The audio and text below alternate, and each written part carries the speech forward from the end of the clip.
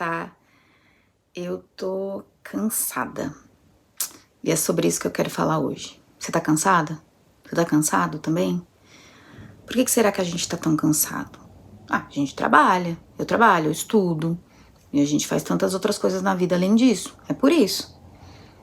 Mas, por que parece que a gente tá mais cansada do que em outros tempos? Porque muito antigamente, né? No século XX, antes do século XX até, não tinha-se leis trabalhistas, o trabalho era muito pesado e as pessoas às vezes não tinham folga, não tinham lazer. E a gente parece que tá pior do que eles. Sendo que agora a gente tem lei trabalhista, a gente tem folga, a gente tem mais direitos. Mas por que a gente tá tão cansado assim, então? Sendo que a gente tem opção, a gente tem escolha, coisa que em tempos antigos eles não tinham muitas escolhas. Aí que vem o segredo, ou algo que a gente não tá prestando atenção, na verdade. Eu quero falar aqui um pouco do livro Sociedade do Cansaço, que eu li há alguns dias atrás. É um livro pequeno, curto, que dá pra ler rapidinho, bastante interessante.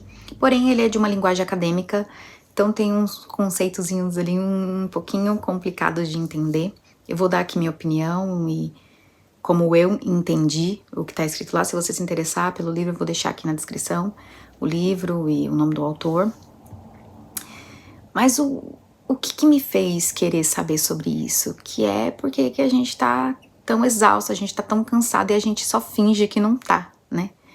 E aí o livro traz conceitos bem interessantes, ele fala um pouco da sociedade anterior, da nossa sociedade que veio antes da internet, né? Um pouquinho ali antes do século XX, onde não tinha internet, e aí ele traz o conceito da sociedade da obediência. Esse termo foi trazido a princípio por Foucault e o autor ele usa no livro, né? A sociedade da obediência era aquela que não tinha muitos direitos, tinha só que trabalhar e entendia que a vida era isso e ponto. E a nossa sociedade, o autor do livro traz com o nome de Sociedade do Desempenho. E era para ser uma coisa muito boa, porque essa sociedade do desempenho ela vem com o advento da internet, que facilitou muito, que nos trouxe muito conhecimento, muita liberdade para fazer muitas outras coisas que antigamente não era possível, porém também nos trouxe um peso muito grande e uma responsabilidade muito grande, que é o de trabalhar o tempo todo. Tem gente que nunca para de trabalhar, que tem que deixar o celular ligado até de madrugada, tem que responder e-mails o tempo todo, às vezes tá almoçando e tá respondendo, tá descansando entre aspas, e tá respondendo um e-mail, tá respondendo uma mensagem de cliente ou do chefe. Então a sociedade do desempenho, ela exige que você trabalhe o tempo todo, e se não for só no trabalho formal, você trabalha de outras formas, porque a cobrança que vem dessa sociedade do desempenho é que você esteja sendo produtivo o tempo todo. Se você não estiver sendo produtivo no seu trabalho, você deve ser produtivo para a sua própria vida. Num sentido de que o descanso é mal visto. Às vezes você para descansar e você se sente culpado por estar descansando. Você já sentiu isso? Sabe assim, de você, ai meu Deus, mas eu não tô fazendo nada. Eu deveria estar fazendo alguma coisa nesse momento. Ou seja, o descanso, ele é algo que nos põe em conflito. Porque não pode, é errado. E aí, vem um pontozinho interessante, que antes, na sociedade da obediência, era pensado que algo maior, um chefe, uma organização maior, mandava na gente. A sociedade do desempenho, ela tem a ilusão que quem manda na gente somos nós mesmos. Ela traz uma falsa liberdade. Olha, você que vai fazer, quem manda na sua vida é você que se organiza, você que quer o seu próprio crescimento, então é você que está exigindo de si mesmo tudo isso. Olha que maravilha! Porém, essa sociedade faz com que a gente cada vez mais, sem perceber, exija mais e mais de nós mesmos. Então é um mecanismo muito favorável para o sistema que a gente vive.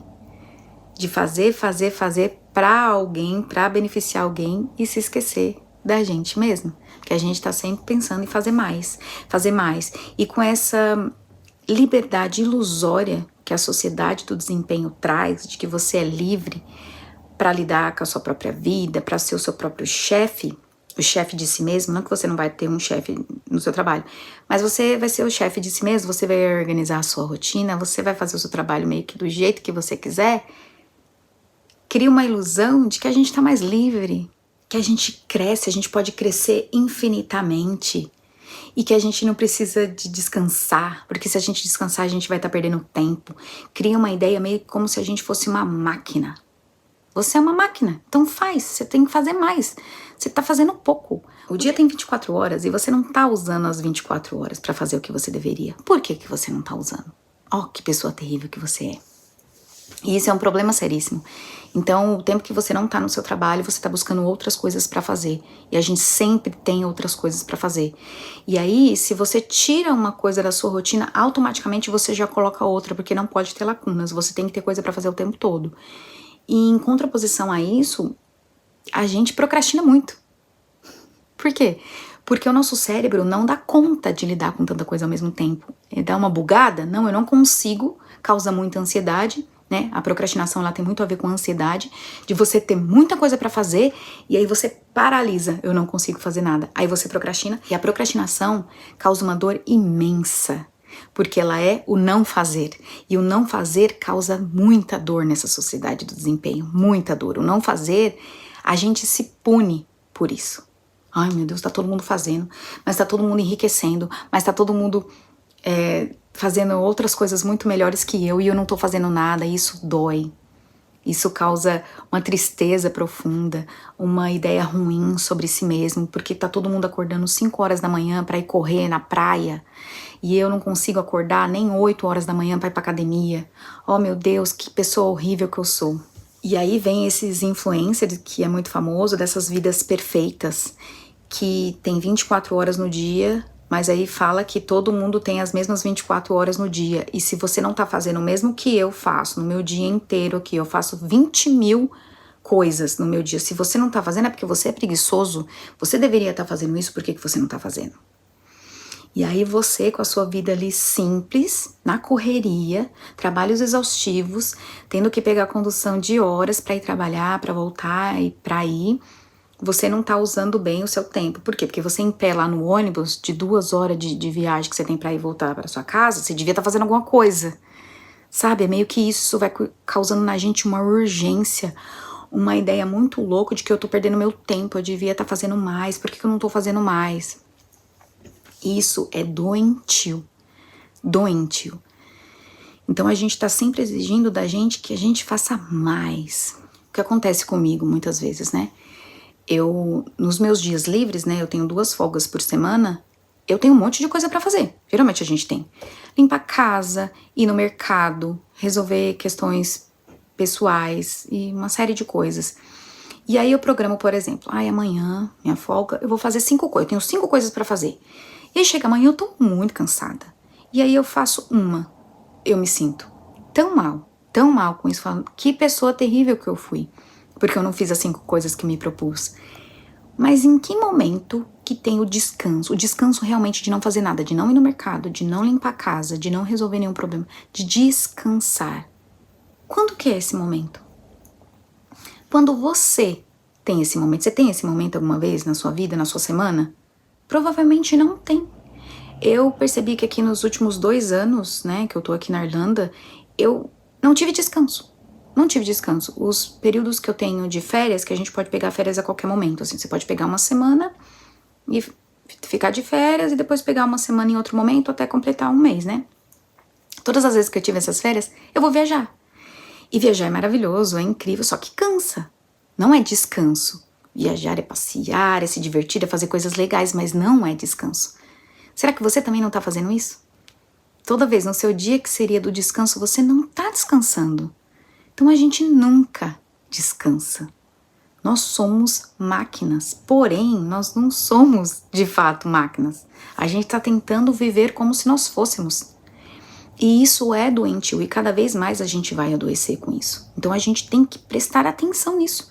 E só você fazendo uma leitura de verdade da sua vida, da sua rotina, pensar ali dia a dia, como que tem sido sua rotina, que você vai conseguir perceber isso, porque senão a gente tá tão no automático que você não percebe que a sua vida tá assim, em looping.